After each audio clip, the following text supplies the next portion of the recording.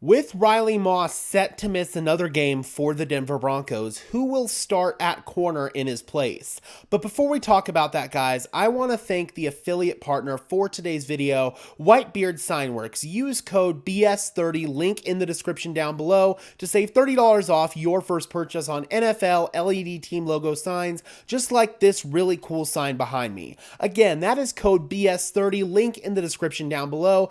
Thank you so much to Whitebeard Signworks, and now back to your regularly scheduled video. Riley Moss is unfortunately in line to miss at least another game for the Denver Broncos as he recovers from a sprained MCL, and most likely he is also going to miss the game against the Chargers. So against Indianapolis and against LA, the Broncos are going to have to find a way to replace him. They trotted out Levi Wallace as the starter in their game on Monday night last week against the Cleveland Browns, and as everybody saw on national TV, that went about as poorly as you can imagine. He gave up almost 150 yards to both Jerry Jeudy and Elijah Moore, and also gave up that deep touchdown to Jeudy. It just was a very poor performance from Levi Wallace, who just doesn't have the vertical speed necessary to play inside the 20s. He can play okay, I guess, in the red zone, but if you've got him out there having to defend these deep vertical passing concepts, especially over the middle of the field where he really struggled, then Levi Wallace is going to continue to lay an egg for you. You need somebody who can be more consistent in that area of the field, and the hope is that the Broncos will allow fifth-round rookie out of Mizzou, Chris Abrams-Draine, to get his first start of his NFL career. The Broncos finally decided they had seen enough from Levi Wallace, and they decided to bench him in the fourth quarter of that Browns game. And Chris Abrams-Draine came in and did have a couple of rough reps. He gave up a deep reception on third down. He also had a pass interference penalty on third down. That one was kind of a ticky-tack call, but it was still a penalty. He did get his hands in the cookie jar.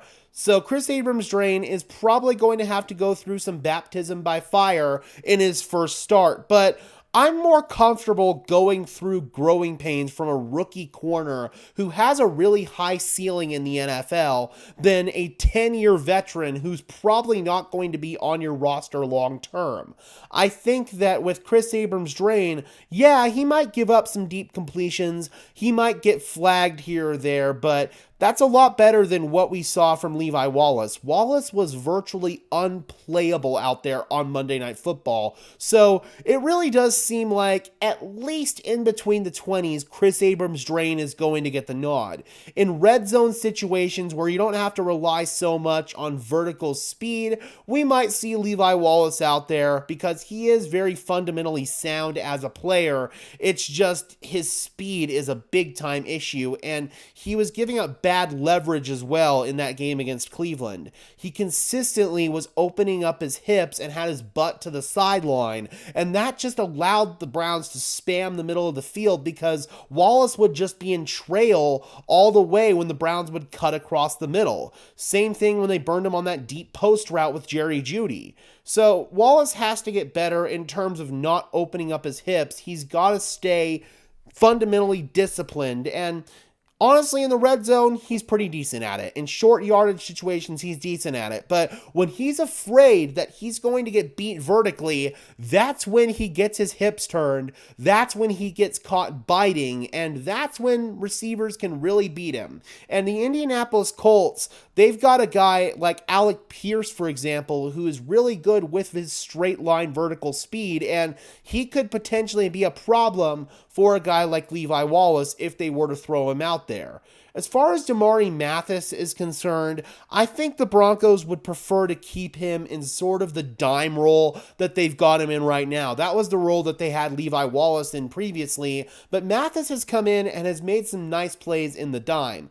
I do think that Mathis would be an okay option if the Broncos wanted to start him on the boundary, but According to Benjamin Albright, it seems more likely that it's going to be Chris Abrams-Drain on Sunday. I know Broncos country is just grateful that it's going to be anybody other than Levi Wallace. It's just a tough break for Wallace. Wallace has been in the NFL since 2017 or 2018. He was drafted out of the University of Alabama by the Buffalo Bills, and some of the same issues out of Alabama have reared its ugly head for Levi Wallace in the NFL. And quite frankly, at this point, he's a solid depth piece to have on your roster, but the Denver Broncos cannot depend on him on a down-to-down basis. They have to give those snaps to Chris Abrams-Drain. All right, Broncos country, let me know in the comment section below, who do you think should start at the boundary corner position for the Denver Broncos alongside Pat Surtain in the game against Indianapolis? Do you think that they should give Levi Wallace another chance?